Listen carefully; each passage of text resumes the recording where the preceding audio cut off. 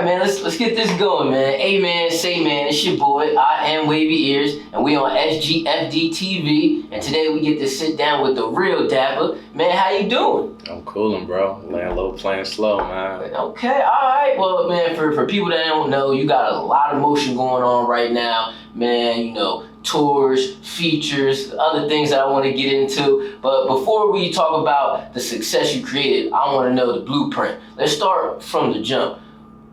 Who were you before Dappa? Let's start with, where are you from? I'm from north side of Philly, from North Philly. I'm from 26 in York, a little block called Dakota Street. You know, it's a well-known block. And then my grandma, wherever your grandma stay, you rep that area too. So like my grandma stayed around like 18th and Cumberland area.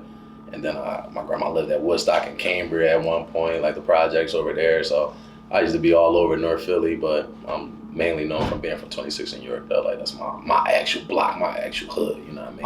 Okay. Now, what would you say was the differences between North Philly and the other parts of Philly? Because, what we hear, sometimes we don't, like from the outside looking in, we don't hear specifically what makes different parts of Philly different. It's all just one big city. Yeah, I think North probably the biggest out of all of them. Like North go all the way up and all the way down. So like the area I'm from is called like Strawberry Mansion. So, I rep that proudly, I always big up my hood.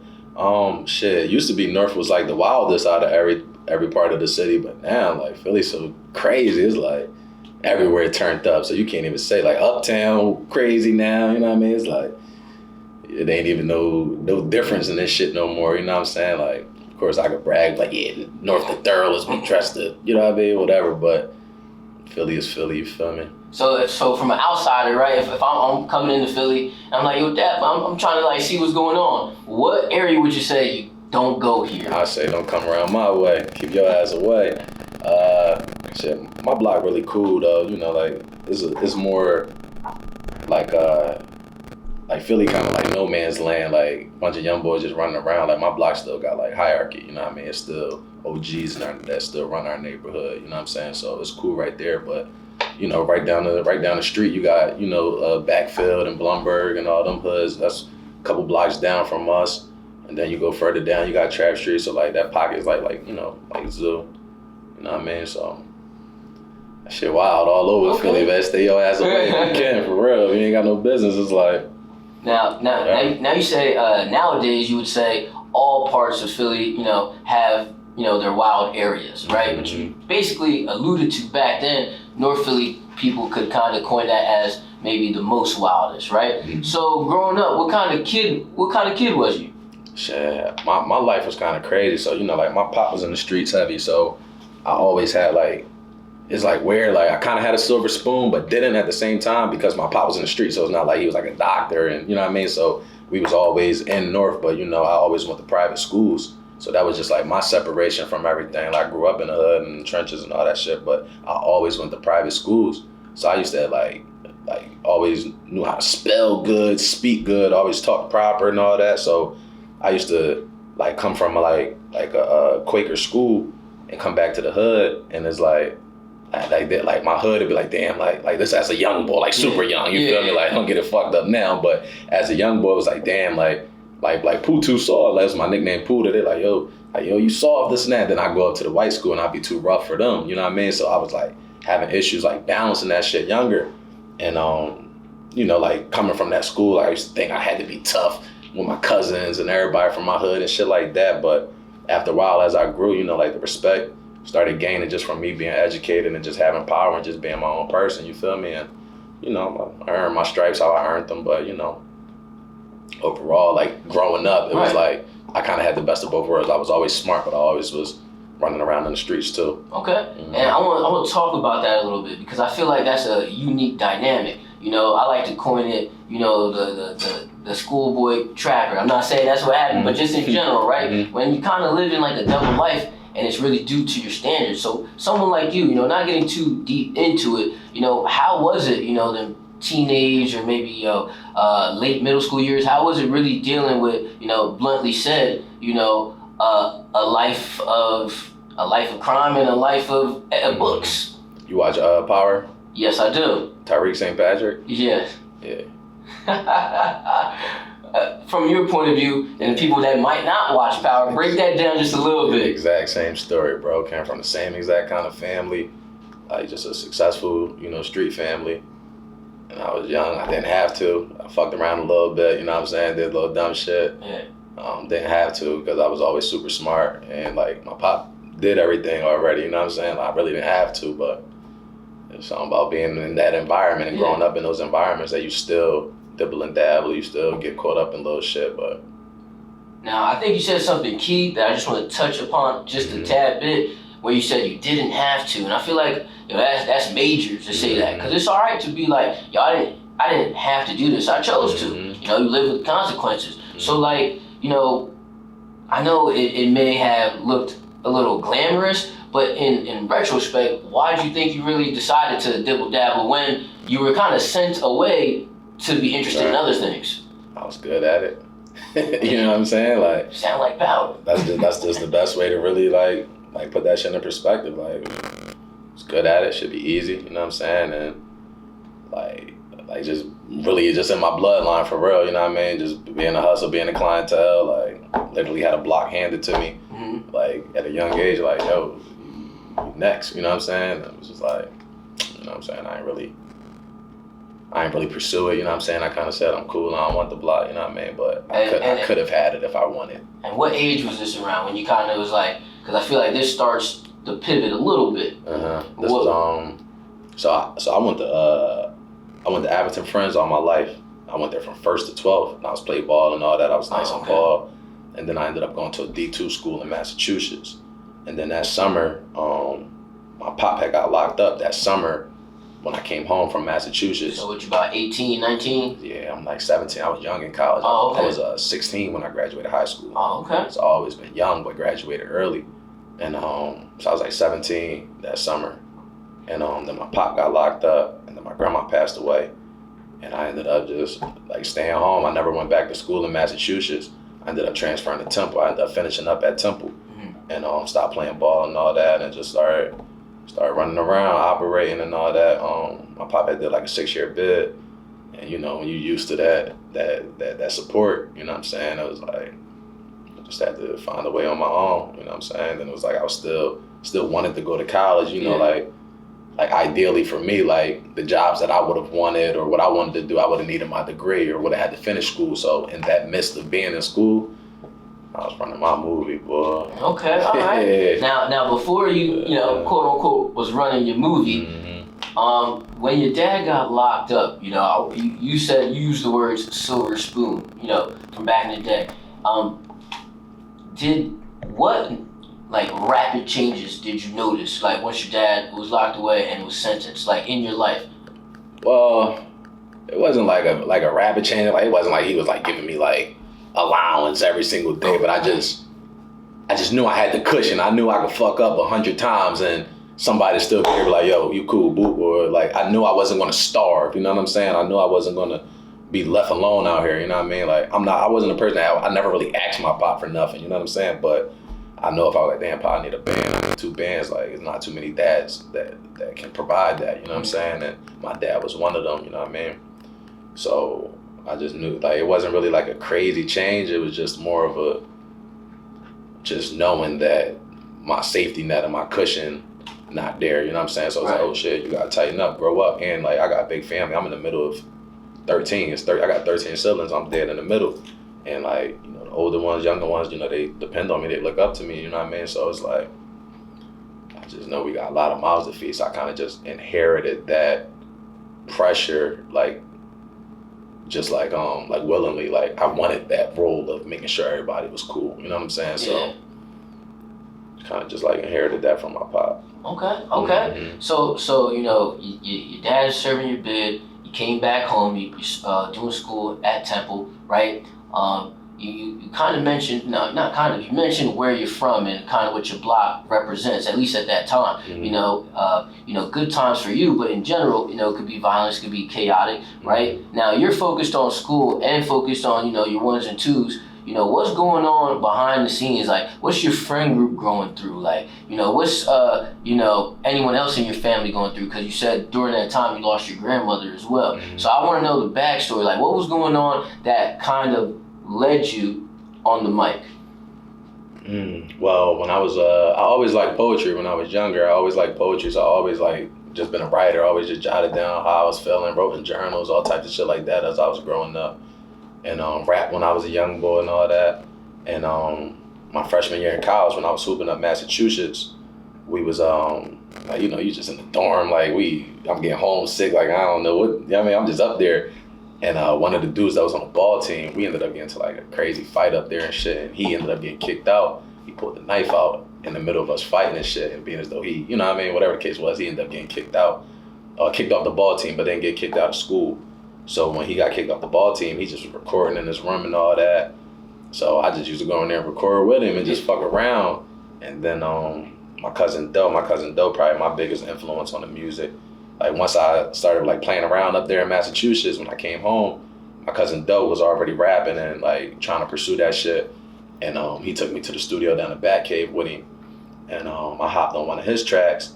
And we came back to the block and played it, and they was like, "Damn, Dap sound better than you, dog." And you know, he like, "Shit, that's cool with me. That's what I want." Like, and he just kept me in the studio and just kept me rolling. And then I just took off with that shit. Well, you know, slowly but surely. Yeah. So this is while you're still going to school, right? Yeah, I was still in school. So like maybe just to fast forward a little bit, right? Or maybe not even. When did like you start taking it serious? Was it still in school or? All right. So when did you start taking it serious? It was to like a certain extent. Like, you know, like this music shit expensive. Like you gotta put a bag behind yourself to really push. So I feel like I just started taking it serious because I just started investing my all into this shit. Mm-hmm. But at that time when I realized that I had something, I was only probably like 4 songs in and probably only had like 2 songs out. And DJ Diamond Cuss had started co-signing me. And she had a record label back at the time. It was like me, Mont Brown, you know what I'm saying, a couple other dudes. And she hopped right on me immediately. Like I was like the pretty boy at Temple at the time. And they just scooped me right up. And then DJ Damage started fucking with me heavy. Shout out to Damage. I love Damage, bro. Like just dudes that just gave me like my first, like just getting cosigns from DJs and shit. I wasn't even nice yet. Like I just had the vibe about me and just was making music, but that shit was corny. And they was like, yo, like I fuck with you, you know what I mean? So that's when I realized like, all right, there's something that I could really do.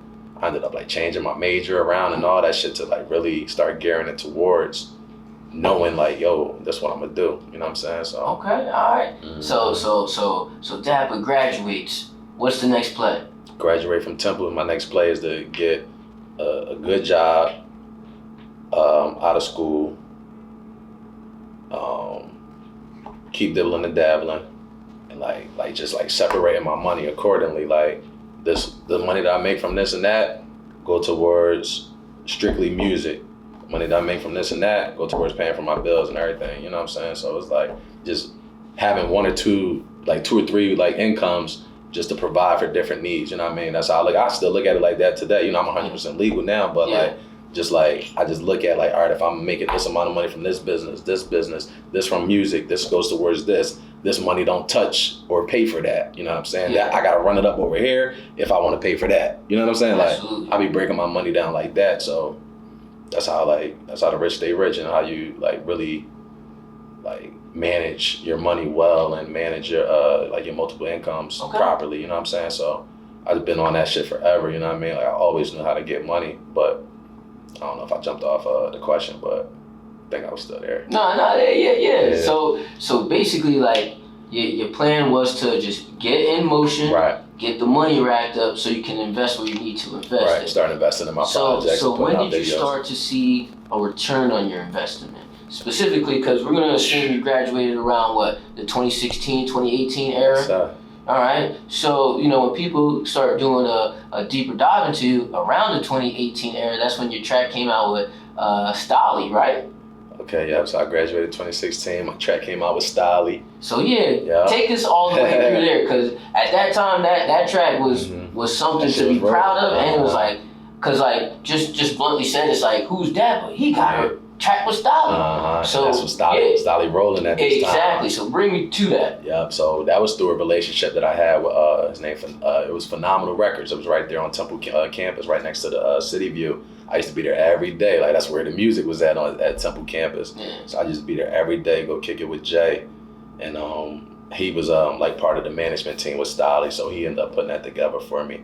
But this is just me, just building my network and just utilizing my resources. Like, I'm just big on that to this day. Like, you're only as good as your resources, and you gotta, open your mouth and speak to people. You feel me? So that's the only way that shit gonna work. Right. Now, what was the feedback when that dropped? And then did you record the song with him in the studio, or? I sent that verse out to Stolly. Okay. I sent it to like his manager, BJ. Me and BJ tight too. Like, his management, like, these all just like guys that I keep in touch with. Like, I don't just call people when I need favors or just burn people out. You know what I'm saying? Like, I keep in touch with all these guys, and they help with little stuff to this day. You know what I mean? Give me advice. Like, me and BJ, that's 2018, and we still speaking, and like, we don't make no money together or none of that. We just got a great relationship. You know what I'm saying? And somebody that I call on for advice and tap in with very, very often. I mean, Stolly, like, I fuck with Stolly still. So, just good dudes, bro. But that was definitely that was like the spark of like, okay, you can get motion. You know what I'm saying? Okay. So that's when I started realizing, oh damn, features is like, something that's gonna get us into the door and shit like that. So now lead us like through 2020. Like, after that, the features. Like, when did like maybe touring and all that, and like, what was the motion that happened right after that? Yep. So 2018, I got the Stolly verse. 2019, I dropped Things for Nothing 1. That was my project that really like opened the door up. Who was on there? Stolly. Then I had this cat named Michael Christmas. He's up in Boston. He got a nice little buzz, and Darius Coleman, K. Like that was a good project. Things for Nothing. Like, that was the one that like everybody in my circle like really listened to and started talking about it. Like, yo, he could rap, he nice. Like, listen to that. Smile for a Smile was on there. That's my biggest record to this date. And it was just like a heartfelt. Like, that's when I started really finding my sound. And I'm like, all right, boom. And then 2020, right before the pandemic hit, I had went on not on tour. I had opened up for Benny the Butcher at TLA. And then I opened up for the whole Griselda at Novo. That's downtown Los Angeles. Whole Griselda, 3,000 people, killed that shit, killed the joint with Benny. And then the very next night after the LA joint, I opened up for Fabulous here in Philly. So I'm like, it's going, like we were about to roll. And this is 2020, right? It was at the beginning of 2020, yeah. And then and then COVID hit. So I was like really like catching the momentum. Boom, I'm like, oh shit. I still ended up putting out a project like in the middle of COVID. I believe that came out Dope Forever. I think it came out in 2020. So I still gave him like a project, and I just stayed consistent. Like, I had visuals in the clip, so I was just dropping visuals, and that's when my YouTube started bubbling again. You know what I mean? So not again, but that's when people started watching my YouTube channel, subscribing at that point, and I just was trying to stay relevant and stay popping on social media. So I was able to like really pop during the pandemic. That's when I really started gaining my buzz. And then as soon as the pandemic opened up and lifted, that's when I went on tour with Benny. And then we locked in the management situation after that with Benny. That's exactly what I wanted to get into. Because if anybody wasn't hip to you like at the beginning, and they recently got hip to you, man, you just dropped a killer track with Benny the Butcher. And now we're kind of hearing the connection. So just paint us a clear picture. You went on tour with him. It seems like you're getting ready to go on tour with him again. Or no, the second time. Doesn't matter. No, I had opened up for him in Philly when he came to Philly. All right. Sorry. Yeah. So you opened up for him in Philly, and there was already a connection there. Now take us through the rest. Yeah, it was already a connection. Tapped in with Jake, who was Benny's manager, now my current manager. Tapped in with Jake, like, yo, how I get Butch on the record, ended up paying Butch for a feature. I paid him for my first verse from Butch. And then was hawking him down, like, yo, I need bro in the video. I need the video. Like, we gotta do the flyest video. And that was like, I remember like when I ran into Butch again after he gave me the verse, I was just like fucking with them. Like, they invite me out and all that, we was just vibing. And he like, yo, bro, that was one of my favorite like features. Like, that was a hot ass some joint that you sent me, you know what I'm saying? Like, that, bro, wow, we just chopping up, just building organically. And then they flew out to LA. And Jake had texted me like, yo, we got a couple days off in LA, bro. If you can make something shake out here, we'll pull up and shoot the video for you, man, I was on the first thing smoking to LA. Like I go hard with this shit, you feel me? Like, I drop everything, go to LA, and I already was back and forth out there. So I whip up a party. I grab it. My folks had a mansion for me. I whip up a party, a big ass mansion party. Within like 3 hours, had a chef come through, DJ come through, like just whipped up everything. Like Zex was there, like it was like, that's the thing out there. So that shit, we ended up getting like 50 people together in like a matter of an hour. And Butch and them pulled up, they shoot the video, and we just chopping it up. That's like one of our first like deep conversations. You're like, yo, I like how you move, bro. Like you remind me of me when I came to the game. Like I paid for my features and like I went hard. Like I grinded that shit. Like, we just chop it up, we just building. And when niggas do their video, they roll, you know what I'm saying? Yeah. Bro, he ended up sticking around for hours, like just catching a vibe. Like we just had a good ass time, you know what I mean? His family was there, like we were just cooling, you feel me? We had a good ass time, and we just was building. And then once again, just networking and asking. I'm like, yo, like y'all got any more shows coming up? And he gave me an opportunity to go on tour with him. And then after that, tapping. I killed that shit on tour, you know what I'm saying? Like people like roaring when I'm on the stage, he's like, yo, who that is? Like, yo, that's Dappa again, bro. Like, he down in the green room before he go up. Yeah. And he's like, yo, what the fuck is up there? And he's like, yo, that's that, bro. It's like, damn, like this nigga's rolling. And then at the tour, we tap in, talk to Jake, my current managers, and they like, yo, like, which one fuck with you? What's up? Like, you gonna come on day? I'm like, let's do it. So I'm not signed to the label. Yeah. I got a management deal through them, like how the other shit, like how he got Rock Nation management, but he's not signed to Rock Nation. I got the same situation with them, and so I distributed my last project through BSF, so we rolling, man. I'm excited. I know, man. You got a lot of emotion going on. A lot of emotion going on, man. Too much emotion. Yeah, tell us about the tour you about getting ready to go on. You said you actually leave tomorrow. Yeah, leave tomorrow. I'm going on tour this with Westside Boogie, not Westside Gun to confuse it. Westside Boogie, who signed the Shady and Boogie's on my project. And that shit just came about. I'm like, he dropped that he was going on tour. I was just hitting him like, damn, bro, you going on tour with?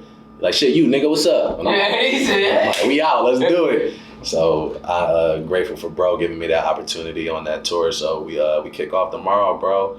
I'm driving out to Detroit. Got all my merch and everything loaded up. Suitcases loaded up. The team ready. And we going out to Detroit. First stop. Was that tomorrow? 2 days from now.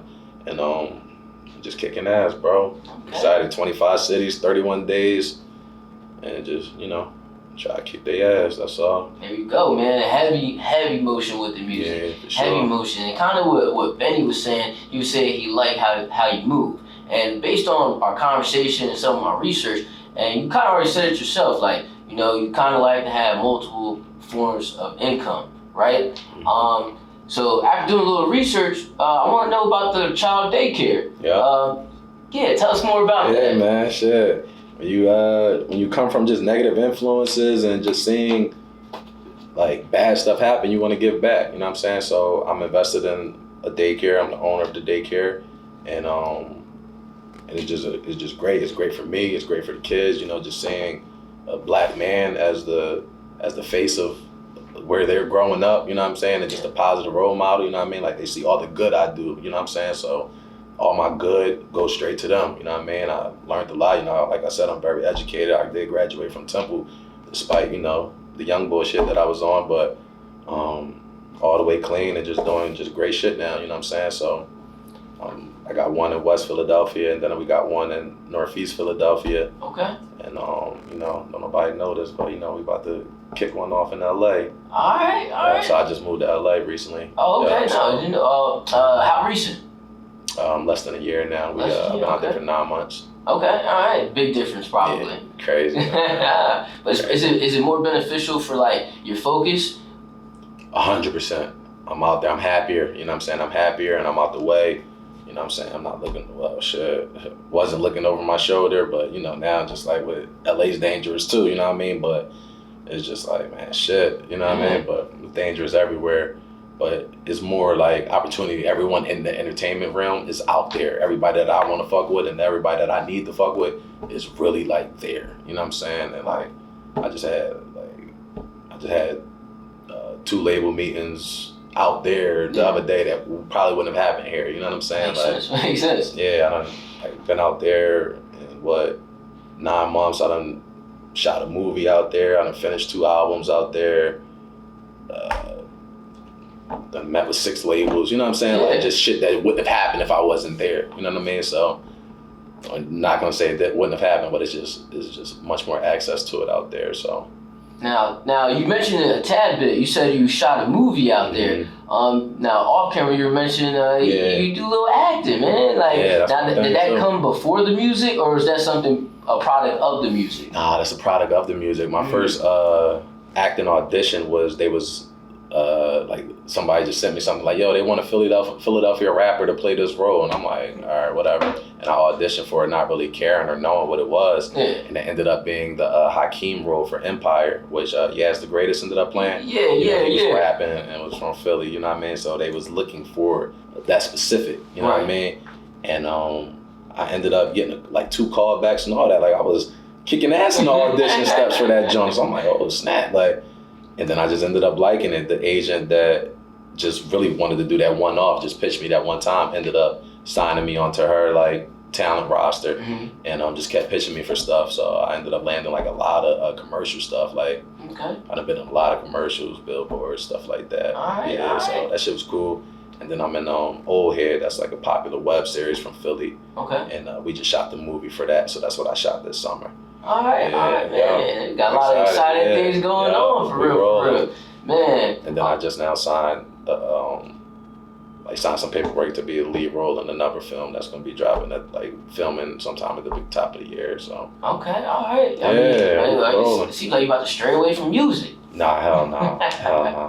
Man, I want to ask one more question before you get out of here. Cool. And this is more of an opinion, right? Because you obviously have heavy motion in the music game. You know, you're known, you're touring, you know, you're making money. You know, with the recent events, like within the last, year or two, you could even stretch it to like 2018. It just seems like, rappers are getting killed at a high, alarming rate, just cause you're from the city, how you feel about the situation with, PNB Rock that happened in LA, a few days ago, people creating their own narrative, their own stories of how it happened. The only fact is, he's gone and it's terrible, so like, do you feel like being a rapper, pursuing to be a rapper is dangerous, or is it more about what you put out there?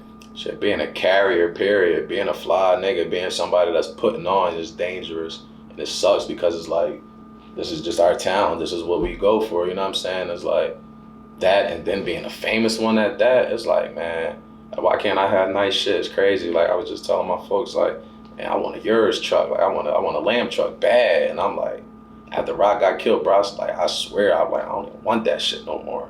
You see, I don't got no jewels on, bro. Like, I got big ass chains. I don't got no jewels. I got on an opal ring. You feel me? Like that. Like, it was crazy. So, like that day, like, my phone went crazy just because, like, being an artist from Philly that's living in LA, like, that shit really beat me up bad. You know what I'm saying? Like, when Rock died or Rock got killed. So it was like, just everything, the whole day just was like, just a crazy vibe around the whole day. Like, when Rock first came home, I was the first feature that he hopped on. Like, Rock was home for one day and came in the studio with me and this cat named B Love, and we did a track together. Like, I was looking like, who the fuck is this? You know what I mean? This light skinned gangsta ass nigga hopping on my shit. Like, I got the backpack and the clean image. I'm like, and he hop over there talking about Drake and Lean and some old gangster shit. I'm like, all right, whatever. But he killed that shit. So I'm like, ooh, let's put that shit out. So me and Rock got a song out. Like, man, we came like in the door together. And like, I really just watched his whole growth, bro. You know what I'm saying? And that shit just hurt. Like, just seeing like somebody that I really watch, somebody that I admire, somebody that's in the top 5 right now in our city. You know what I'm saying? Like, when you think of who from our city got, like, you know what I mean? Like, rolling. Rock was up there, you know what I'm saying? He's a legend. And I'm like I was like fucked up by that. And then like just that day, it was crazy because I took an Uber to the studio that day in LA, and I had my chain on. And I took that shit off, put a little smaller chain on. You know what I mean? Like, took the piece off and just put the diamond necklace on. It just was cool. Like, just laid real low. Took my Rolex off and just put a little regular bracelet on. Like, and just was like, something about that day, I just was cooling, bro. Like, literally that last week, I was just in Roscoe's with my girl with my chain on last week. You know what I'm saying? So seeing that shit, I'm like, I felt that shit. It was just too close to home. You know what I'm saying? I'm like, damn, bro, just like knowing that a hating ass nigga could just take everything that you work for, bro. Like, you work hard, you still working hard. His album, he just got bust his ass to get out of his deal, you know what I'm saying? And had an album done. The label that I was meeting with had just got his album that morning. You know what I'm saying? Like, we was at, like, that shit just hurt, bro. Like, the same A&R is like, yo, Pimpy Rock just got shot. He look over, he showed me a text message 2 hours ago where Rock sent him his brand new album that morning, bro. You know what I'm saying? And so me and him, we both from Philly too. He, the A&R from Philly, I'm from Philly. And we just sitting there looking at each other like, I'm playing him my album and we just cut that shit off. Like, what? You know what I'm saying? Like, that shit was crazy, bro. So it was just too much like connection and just like too much like, it just felt way too real to me. You know what I mean? Like that boy really had just submitted his album to like his new situation that morning, and like probably where I'm gonna end up at. Like, you know what I'm saying? It's just like, that shit was crazy, bro. So yeah, to say that, it's scary just knowing that I could really keep busting my ass and somebody could take me away from my daughter, take me away from my business, and take me away from everything that I wake up at 6 a.m. and go hard for. You feel me? Yeah. Like, that shit hurt, bro. That shit fucked up. But, you know, you gotta keep rolling. Can't be scared. You know what I mean? Just gotta keep focused, keep rolling. And like with me, I'm dumbing it down a lot though. Like, especially living out there, like I ain't gonna be wearing 2-3 chains as much. You know what I'm saying? Like, and you know, I got security. I got my own situations. You know what I'm saying? Like, especially, you know, wherever I could be secured, I'm gonna be secured. You know what I'm saying? And you know, I just hopefully, you know, everything just working in God's favor for me. Got you. All right, man. So, Man, well, hey, man, thank you for sitting down with us. It was a great interview. You got any last words to say to the camera? Oh, man. Instagram handle? What's Big Young with options, you know what it is. Real Dappa on all social platforms. More Black Superheroes tour right now. We kicking off.